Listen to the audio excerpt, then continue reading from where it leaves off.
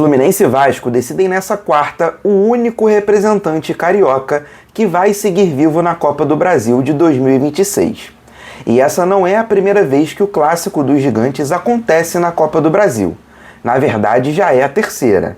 Em duas ocasiões, nós nos encontramos nas semifinais, e nas duas, o Vasco que foi para a final. E, inclusive, acabou amargando 2 vice-campeonatos para sua conta.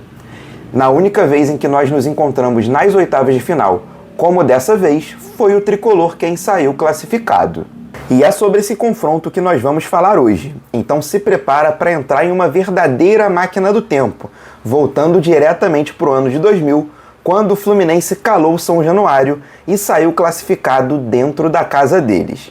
Então logo após a vinheta, a gente começa a contar essa história.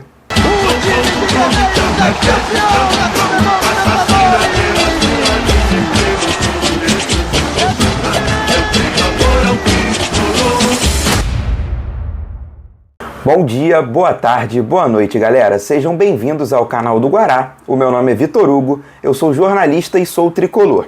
E queria pedir logo de uma vez para não ter que interromper a história que eu vou te contar pela metade, para que você se inscreva aqui no canal caso não seja inscrito, para que ative o sininho das notificações para não perder nenhum vídeo novo por aqui.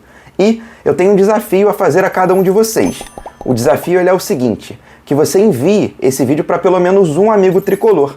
Lembrando que a gente tem uma meta ambiciosa de chegar o quanto antes aos 1000 inscritos, então eu conto com cada um de vocês. Agora, sem mais enrolação, bora lá! Eu falei sobre máquina do tempo porque se você, assim como eu, também nasceu no começo desse século, viu o Fluminense ganhar 2 campeonatos brasileiros, uma Copa do Brasil, chegar em 2 finais de Libertadores e sair vitorioso em 2023, além de, claro, não saber o que é jogar uma Série B. Enquanto um vascaíno que tem uma idade parecida com a nossa, não teve a mesma sorte. Definitivamente, o Vasco vive nesse século o pior momento da sua história.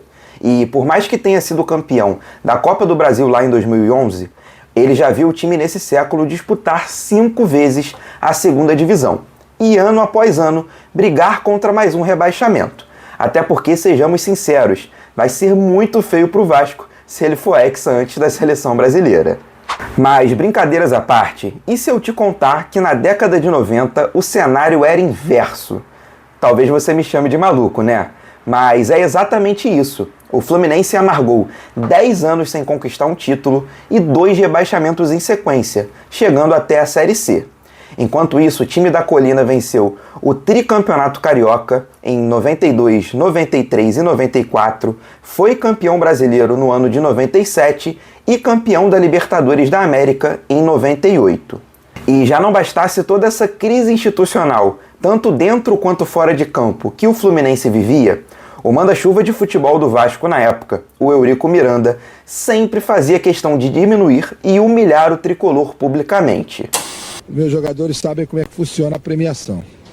Eu não pago bicho contra time pequeno.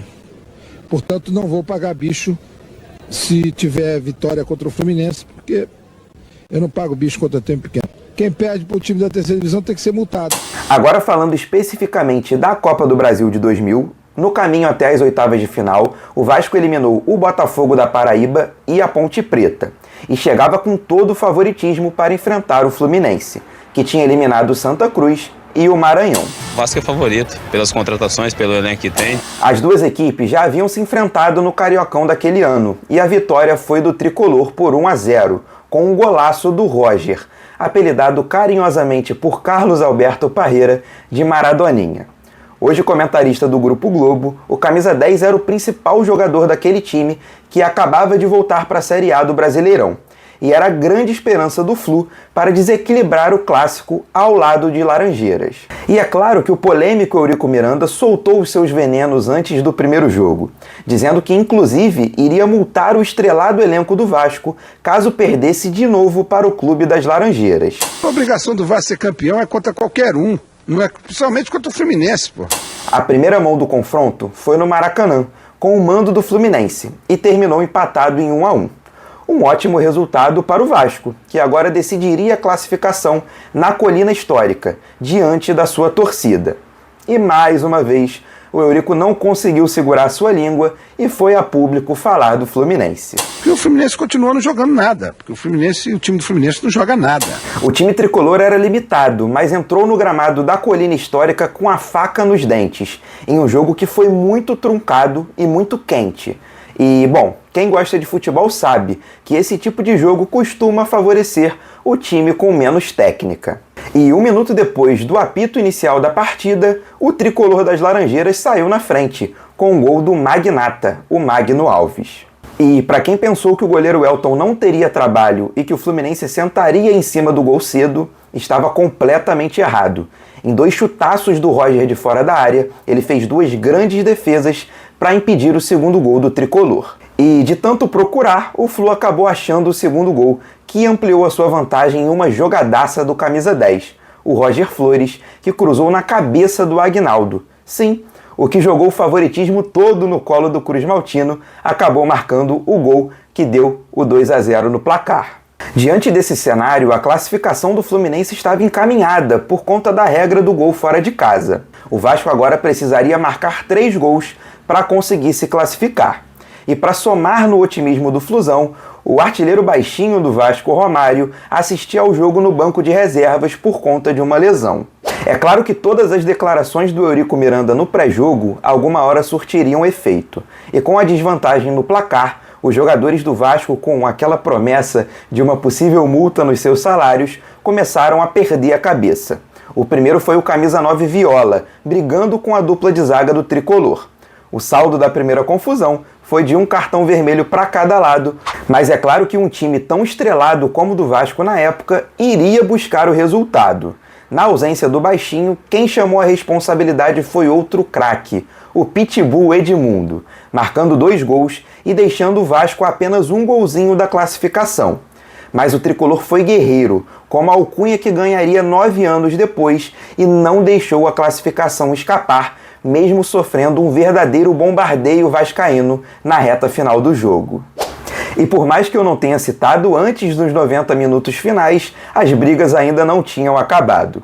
Entre o primeiro e o segundo gol cruzmaltino, foi a vez do Felipe Maestro perder a cabeça e dar uma pesada na cara do volante do Fluminense, o Fabinho. Ambos foram expulsos. O veneno do Eurico Miranda teve como saldo, além da eliminação, 4 expulsões na partida e o pedido de demissão do técnico do Vasco, Abel Braga, que 12 anos depois viria a ser campeão brasileiro no Fluminense. E não teve jeito. Mesmo voltando da 3ª divisão, com um elenco limitado e inferior, a festa em São Januário era tricolor. O Fluminense está nas quartas de final da Copa do Brasil. Apita o Birassi Damásio. A gente vem aqui com todo o respeito que a gente tem com o time do Vasco, mas a gente é grande, a gente mostra que tem personalidade e buscar uma classificação aqui dentro. Mesmo com essa vitória épica contra os nossos rivais, o Fluminense não teria vida longa na competição, sendo eliminado na fase seguinte para o Atlético Mineiro. E só viria a conquistar a Copa do Brasil no ano de 2007. Inclusive, muito em breve, eu vou te contar como foi essa conquista por aqui. Eu queria agradecer a cada um de vocês pela companhia em mais um vídeo. E acho que vocês perceberam pelo tema do vídeo que a gente mudou a abordagem do canal. Eu espero que vocês gostem dessa nova abordagem daqui pra frente. Se tudo der certo, na semana que vem, a gente tem um encontro marcado por aqui de novo.